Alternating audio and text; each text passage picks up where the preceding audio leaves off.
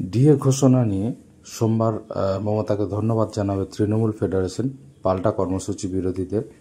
আনন্দবাজার অনলাইনে এই খবরটি প্রকাশিত হয়েছে। সেখানে বলা হয়েছে যে 4% ডিএ ঘোষণাকে স্বাগত জানিয়ে মুখ্যমন্ত্রীকে আনুষ্ঠানিকভাবে ধন্যবাদ জানাবে তৃণমূল ঘনিষ্ঠ সরকারি কর্মচারীদের সংগঠন পশ্চিমবঙ্গ রাজ্য সরকারি কর্মচারী ফেডারেশন। যদিও এই ঘটনার প্রতিবাদ করবে কিন্তু সংগ্রামী যৌথ মঞ্চ। এই ধরনের একটি গুরুত্বপূর্ণ খবর কিন্তু অনলাইনে প্রকাশিত হয়েছে। খবরটা একটু বিস্তারিত আপনাদের সাথে শেয়ার করছি। পশ্চিমবঙ্গ সরকারের 2025-26 অর্থবর্ষের বাজেটে সরকারি কর্মীদের জন্য 4% মহার্ঘ ভাতা বৃদ্ধির ঘোষণা করেন অর্থ প্রতিমন্ত্রী চন্দ্রিমা ভট্টাচার্য। নতুন করে মুখ্যমন্ত্রী মমতা বন্দ্যোপাধ্যায়ের সরকার এই ঘোষণাকে ইতিবাচক দিক হিসেবেই তুলে ধরতে চায় তৃণমূল। এই ঘোষণাকে স্বাগত জানিয়ে মুখ্যমন্ত্রীকে আনুষ্ঠানিকভাবে ধন্যবাদ জানাবে তৃণমূল ঘনিষ্ঠ সরকারি কর্মচারী সংগঠন পশ্চিমবঙ্গ রাজ্য সরকারি কর্মচারী ফেডারেশন। বকেয়া ডিএ নিয়ে দাবি পূরণ না হওয়ার 18 এবং 19 ফেব্রুয়ারি রাজ্য জুড়ে পাল্টা প্রতিবাদ বিক্ষোভ সংগঠিত করবে বামপন্থী সরকারি কর্মচারী সংগঠন কোঅর্ডিনেশন কমিটি। অন্যদিকে তৃণমূল ঘনিষ্ঠ সংগঠনের চেয়ারম্যান মানস ভূঁইয়া এবং সরকারি কর্মচারী ফেডারেশনের আহ্বায়ক প্রতাপ নায়েক ইতিমধ্যেই কর্মসূচির নির্দেশ পাঠিয়েছেন রাজ্যের বিভিন্ন দপ্তরে। সেই অনুযায়ী সোমবার জেলা শাসকের কার্যালয়, মহকুমা, ব্লক অফিস কলকাতা সহ জেলা সদর, সেক্রেটারিয়েট, ডিরেক্টরেট, আঞ্চলিক অফিসগুলিতে আজ কিন্তু ধন্যবাদ জ্ঞাপক কর্মসূচি পালন করা হবে। কর্মসূচির মূল আকর্ষণ হলো টিফিনের সময় ছোট সভা, গেট মিটিং ইত্যাদি। এইসব অনুষ্ঠানের মাধ্যমে মুখ্যমন্ত্রীর বার্তাকে তারা কিন্তু ছড়িয়ে দেবেন।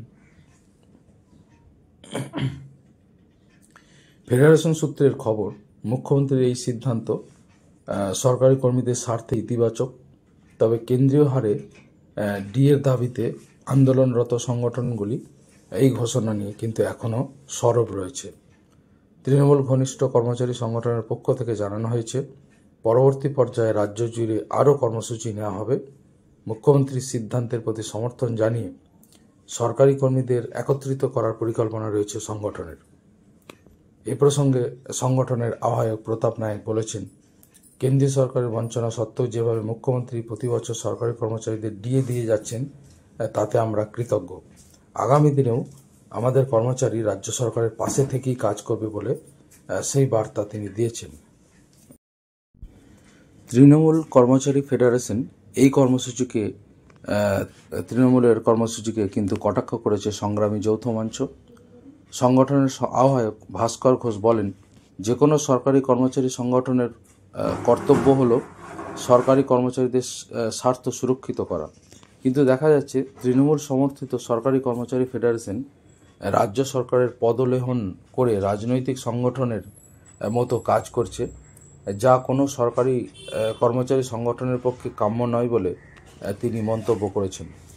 ডিএ নিয়ে সরকারি কর্মচারীদের দাবি পূরণ করতে ব্যর্থ হয়েছে পশ্চিমবঙ্গ সরকার, তাই তারা বৃহত্তর আন্দোলনের পথে যাবেন এবং বর্তমান আন্দোলনও চলবে বলে জানিয়েছেন ভাস্কর ঘোষ। অর্থ প্রতিমন্ত্রী চন্দ্রিমা ভট্টাচার্য 4% ডিএ ঘোষণা করায় তা বেড়ে হয়েছে 18%। কেন্দ্রীয় সরকার বর্তমানে 53% ডিএ দিচ্ছে, সেই তুলনায় 35% ডিএর ফারাক রয়েছে বলেই অভিযোগ বিরোধী সরকারি কর্মচারী সংগঠনগুলি কোঅর্ডিনেশন কমিটির নেতা বিশ্বজিৎ গুপ্ত চৌধুরী বলেন, সরকারি কর্মচারীরা বঞ্চিত হলে সরকার তথা মুখ্যমন্ত্রীকে ধন্যবাদ জানানো হয়, তাহলে তা পদলেহন ছাড়া কিন্তু কিছু বলা যায় না। তাই দাবি আদায়ের জন্য আমাদের রাস্তায় নেমে আন্দোলন করতে হবে।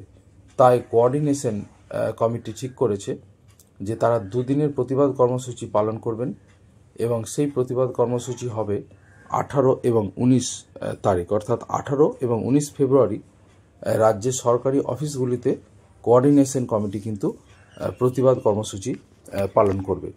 তো আপনারা বুঝতে পারছেন, একদিকে সরকারি কর্মচারী ফেডারেশন আমরা দেখতে পাচ্ছি তাদের একদিকে ধন্যবাদ জ্ঞাপক প্রস্তাব নিয়ে বিভিন্ন সভা অনুষ্ঠিত হবে। আবার অন্যদিকে সংগ্রামী যৌথ মঞ্চ ভাস্কর ঘোষ যা বলেছেন এবং কোঅর্ডিনেশন কমিটির বক্তব্য থেকে কিন্তু এর প্রতিবাদ কর্মসূচি আমরা লক্ষ্য করব। অন্যান্য গুরুত্বপূর্ণ খবরের জন্য অবশ্যই চ্যানেলটার প্রতি নজর রাখুন এবং সাবস্ক্রাইব করে নিন।